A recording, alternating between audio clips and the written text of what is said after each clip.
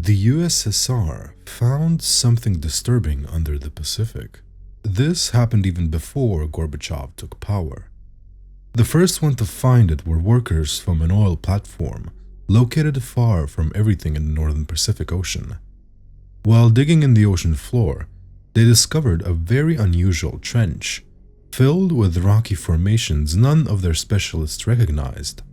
Several geographers were called by the BaFin to the location, for they needed to know if drilling there was dangerous. But no one was able to decipher which mineral that was. That is, until a biologist analyzed the samples. The results were surprising. Those weren't rocks. Taller than the Ostankino Tower, those were the largest fossilized teeth known to mankind. The Politburo didn't want the West to discover what they had found, so even if the Iron Curtain was still strict, the general population could not be informed. I never knew exactly what they wanted to do with that fossil. Resurrection? Cloning? Trying to find an ancient virus to create bioweapons? Announced to the world they had discovered a never-seen-before superorganisms by themselves? I didn't know. And frankly, I didn't want to. I wasn't paid to make questions. In fact, I was just a radar operator. Most of the information I've shared until now was acquired via eavesdropping. As I said, the Politburo was not interested in letting many people know. A hand-picked group of researchers was chosen to investigate further. I was not one of the scientists, but I was a member of the submarine used to accommodate them. Preliminary surveys by the Red Fleet revealed that there were a total of 57 teeth, in an irregular circumference of almost 40 kilometers. Between the teeth, the sonars found there was a large trench, which appeared to be much deeper than Mariana's. None of us dared to say it out loud yet, but we knew that was a maw. Traces of the largest living being ever found on Earth. I don't know which of us started it, but we started calling it the Maw of God. Our submarine, the Zhukov 19, was completely reformed to become a mobile laboratory to scientists that we would take to the deepest of the ocean. Biological, geographical, mineral, that vessel could do all the analysis one could think of. Nearly all weapons were removed to make way for their equipment. The Zhukov 19 crew went from 30 to 46, 15 of the smartest scientists of the Union, and a KGB official. And then we started descending. We kept going low and lower for days. Of course, everything was very slow. For every 100 meters or so, the researchers would put on their fancy diving suits and go out to collect samples. Or at least it was like that in the beginning. Soon they started getting bored and even claustrophobic. Submarines are not for everyone. That is a fact. And also, discovering the teeth and the gigantic esophagus of the monster that was hundreds of millions of years old was fun for the first time, but the tests promptly became repetitive. After 2 weeks it began, first with the scientists, but soon all of us were having it. Nightmares, night terrors, intrusive thoughts, hallucinations. An enormous alien terrible creature that had been dead for a long time, but was sensing us, and hoping we would bring it back to life. We stopped sleeping. We started getting angry, depressive, or anxious.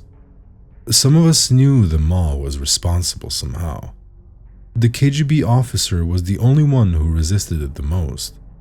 She said the Politburo had ordered the mission could only stop once we've reached the very end of the trench, or the deepest we could go without the submarine being destroyed by the pressure. We had rations for months and water filtering machines, apart from sewage disposal. The submarine was nuclear powered, so we didn't have to worry about energy or fuel. After 3 weeks, the scientists had completely stopped going out to collect samples. They just wanted to get back to the surface, but it looked like the creature did not want us to leave. I calculated the depth we had descended to in secret. It didn't make sense. We had gone down more than 20 kilometers. The submarine should have been splattered at that point. But what could we do? Tell the KGB officer? She would have us declared crazy. Anyone that even mentioned going back to the surface was harshly reprimanded.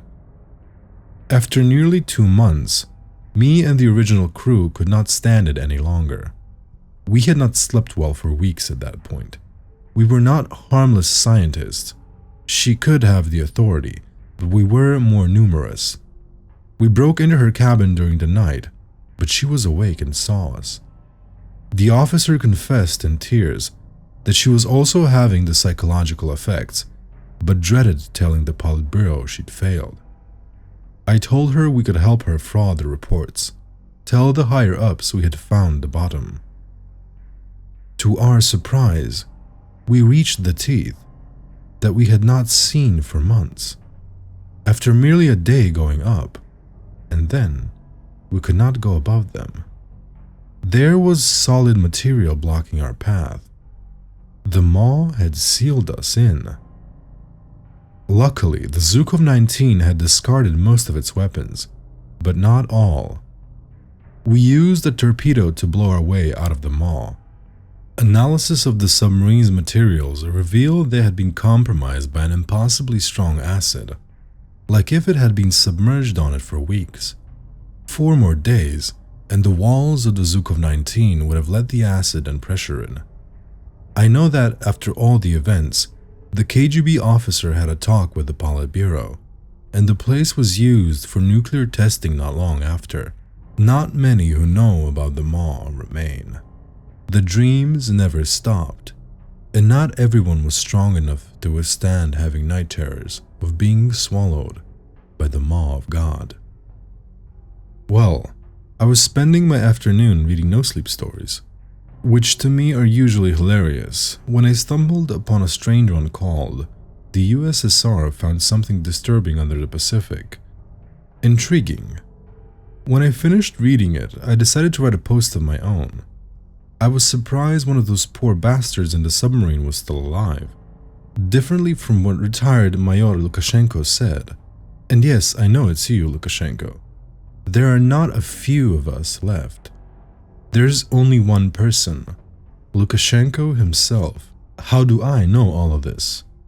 My name is Pyotr Lebedyev, and I was the KGB officer charged with supervising and later censoring all information related to the Northern Pacific Great Fossil, or as they called it, the Maw of God. All members of that crew except for Lukashenko killed themselves or were executed.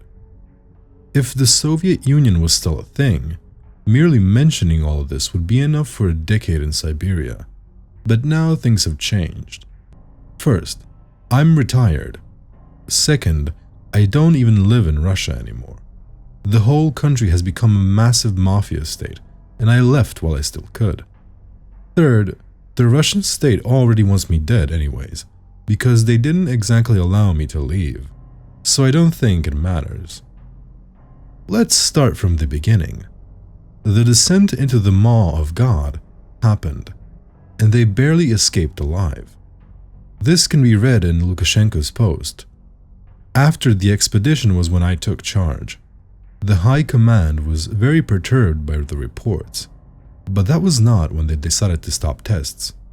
In total, 4 expeditions were made into the Northern Pacific Great Fossil. The first, which Lukashenko already wrote about, and then 3 others headed by the Alternative Scientists Secretariat, an obscure branch of the KGB responsible for investigating possible paranormal phenomena. The second and third expeditions were more successful than the first one. We were able to estimate the age of the creature at being approximately 2 billion years old. The tests inside the maw itself confirmed 2 interesting facts. Once any sufficiently large object entered it, the teeth would gradually close in, blocking the exits, and the water would slowly be replaced by fluoroantimonic acid. But the tests proved that this period of replacement, which in the first expedition took nearly 2 months, was reduced to 1 month during the third expedition. Subsequential geothermal analysis concluded there was an exceptionally large living creature connected to the maw. 30 miles below the sea, deep into the trench, this creature was somehow connected to the teeth, even if they were not alive anymore by themselves. The second expedition believed that there were underground tendrils connected to the teeth, but no evidence was presented. However, it's debatable if the teeth were not really alive. This is because of a simple reason. The first submarine was able to exit blowing one of the teeth using a torpedo. The second expedition had to use 4 torpedoes. The third used around 20. But the fourth submarine was never able to get out. Do you understand what I'm getting at? Not only the fossilized teeth were getting stronger somehow, the destroyed teeth themselves were completely replaced by the time a new expedition went in. The Politburo was fascinated by these teeth. If we were able to find a way to use them, to research them, we would have the strongest tanks in the world, fortresses that would be indestructible, missile-proof cities, and our trains would never need maintenance because their structure would regrow. That's why in the October of 1983, 6 months after the first expedition, Project Ma was started. To guarantee secrecy, all information related to the project was sent via helicopter in letters to a KGB officer in Vladivostok, who would make weekly summaries and send them to Moscow. I was this officer. Project Ma was an ambitious project. The oil platform would be transformed in the gateway to a massive underwater station, where the ground would be drilled and the teeth and its components studied, and if possible, even extracted. There would be nearly 1,000 workers and 50 of the best scientists in the country. In hindsight, this was a very dumb idea. The cost was exuberant, and the scientists were pressured to provide results as fast as they could, causing many accidents and risking rushed and unsafe measures. A gamble by the Politburo that the profit would be so great that it would compensate the gargantuan losses.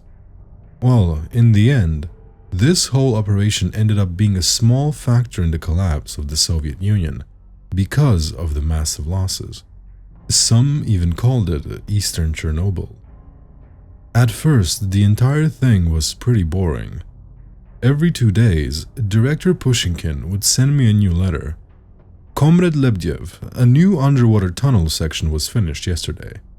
Comrade Lebediev, we have extracted new samples from the 15th tooth. Comrade Lebediev, drilling operations have started in sector whatever. Yes, everything was terribly boring during the first months. The only bad thing was that the workers and scientists were reporting nightmares, but that side effect was already known, and we believed it was derived from the isolation, if only it stayed the only bad thing. It was the 19th of February, 1984, when things changed. The helicopter pilot who went there every 2 days to bring me letters and supplies told me that when he was last there, the entire facility was seemingly abandoned. The next day, I personally went with a military helicopter to verify what was happening.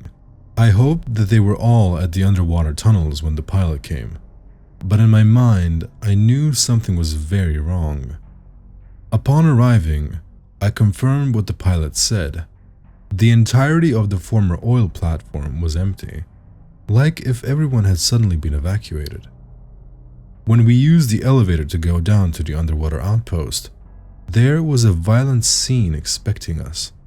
In the main corridor, there were hundreds of bodies, some of them in advanced decomposition, likely they had been dead for weeks. Walking among the bodies, there were naked people covered in corals, algae, and blood. Director Pushkinkin was in the middle of this insanity, using a drill to perforate the eyes of a random worker, who was being held by 2 other algae-covered men. I didn't waste time trying to understand what happened. I immediately ordered my men to shoot everyone that moved. We then ran back to the elevator, and as soon as we exited it, I personally shot the cables. The next thing, I entered the director's office and took his computer. After that, we left as quickly as possible, and we used the helicopter guns to bombard the former oil rig until it collapsed into the ocean. As it fell, we could hear, even with the explosions and the helicopter loud noises, a gargantuan growling coming from deep beneath the sea. As soon as I arrived back in Vladivostok, I turned on the director's computer. There were videos of the security cameras.